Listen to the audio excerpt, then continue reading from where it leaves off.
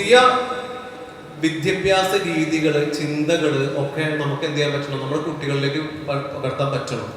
വെറും ഒരു ക്ലാസ് റൂമിന്റെ 4 ചുമരുകൾക്കുള്ളിൽ ഒതുങ്ങി നിന്നുകൊണ്ട് ഒരു ബ്ലാക്ക് ബോർഡ് അല്ലെങ്കിൽ ഗ്രീൻ ബോർഡിൽ ഒരു ചോക്കും പെന്നും ഒരു വടിയും പിടിച്ച് നിൽക്കുന്ന ടീച്ചറെ ആണ് നമ്മൾ ചിന്തിച്ചിട്ടുള്ളത്. ഇന്ന് അങ്ങനെയല്ല ഇനിയുള്ള കാലഘട്ടം.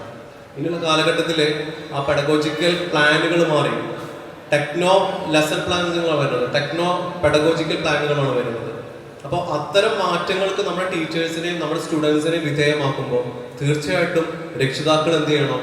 നമ്മുടെ ഈ തന്തവൈബും തള്ളവൈബൊക്കെ ഒന്ന് മാറ്റി വെച്ചിട്ട് പുതിയ ജനറേഷന്റെ ഒപ്പം പോകാനായിട്ടുള്ളൊരു മനസ്സ് നമ്മൾ കാണിക്കണം, കുറച്ചെങ്കിലും കാണിക്കണം.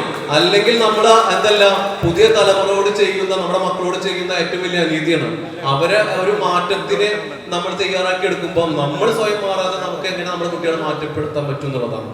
ഒരിക്കലും കഴിയില്ല. ഇപ്പൊ സ്വയം ചിന്തിക്കുക, ഇങ്ങനെ തന്നെ മതിയോ?